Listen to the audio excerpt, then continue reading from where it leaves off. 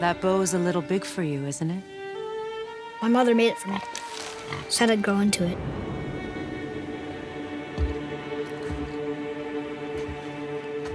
Find your way home.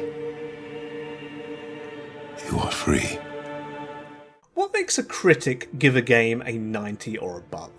In the now previous generation of consoles, we've seen a number of great games be released, some getting above a 90 on Metacritic and others not quite making the mark. In fact, Ratchet scoring an 89 was one of the main reasons I wanted to do this video, to determine just why it didn't get over a 90. So why is it that some of these games get a 90 or above and others do not? Well, the answer is relatively simplistic. It's fatigue, or rather, the recycling of ideas. Now, very rarely do we get a completely new idea. All ideas are essentially built and created from one another, but if the idea feels different enough, then for all intents and purposes, it is new. So let's look at some of the games that have scored over 90 in the last 7 to 8 years. A lot of games at the moment, in fact I'd say most games released at the moment, concentrate on gameplay first and foremost, and this is actually right. Games are pieces of entertainment that we play, so of course gameplay should be the thing that is concentrated on the most. However, what more often than not gets left out is the story. Yes, gameplay should be developed first, however the story needs to be developed alongside of it. Why? Because the story can change gameplay. Look at Brother, A Tale of Two Sons. Spoilers, by the way. In this game, you control each of the brothers with an analog stick. Towards the end of the game, one of the brother dies, and suddenly one of your hands has nothing to do. This is something in which the story has affected the gameplay in a meaningful way. In God of War 2018, the game's story is front and centre, the story building off all previous games. Kratos' axe is built into the gameplay and story, having belonged to his wife and being created by Brock and his brother. In Persona 5, well, this one you could say the whole game is built around the story.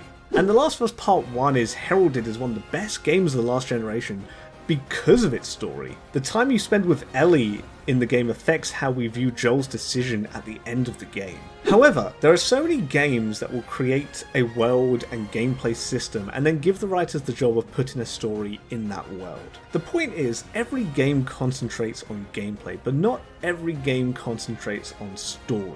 So when a game comes along that has both, and both are good, it stands out.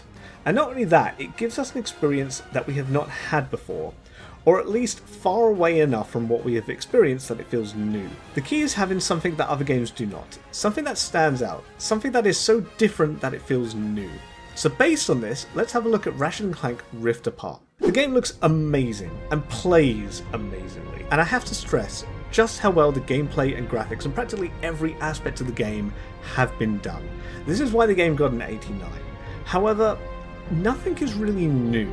The system of going through rifts is cool, but is underutilized in the game, and doesn't really change up the gameplay all that much. Its best utilization has mainly been for changing scenery in a boss fight, and I think God of War 2018 might have done that to better effect. The system of going through rifts is cool, but underutilized. Compared to the previous Ratchet games, there is not really anything new. Most of the weapons are the same or feel similar to previous entries, and the new weapons don't really change the game. Furthermore, enemies are just there to be shot at rather than forcing the players to need to think how they will tackle the fight or what gun they should use, excluding the Pirates with the Shields. And ultimately the story felt a bit short and was written so that all ages could enjoy it, though this was to the detriment of pretty much anyone over the age of 12.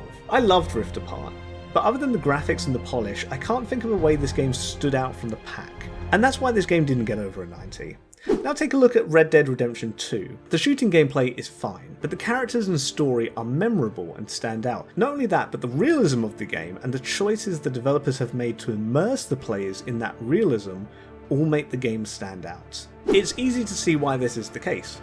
Critics have to play game after game after game. They play far more games than the average consumer. And so when a game stands out and does something different, it becomes a memorable experience to them. This doesn't just affect critics, but also us players. However, we players are usually quicker to point out the game's flaws and dock points for them. So those are my thoughts on why Ratchet & Clank Rift Apart did not get above a 90. So why do you think Ratchet & Clank or games in general don't get above a 90 on Metacritic?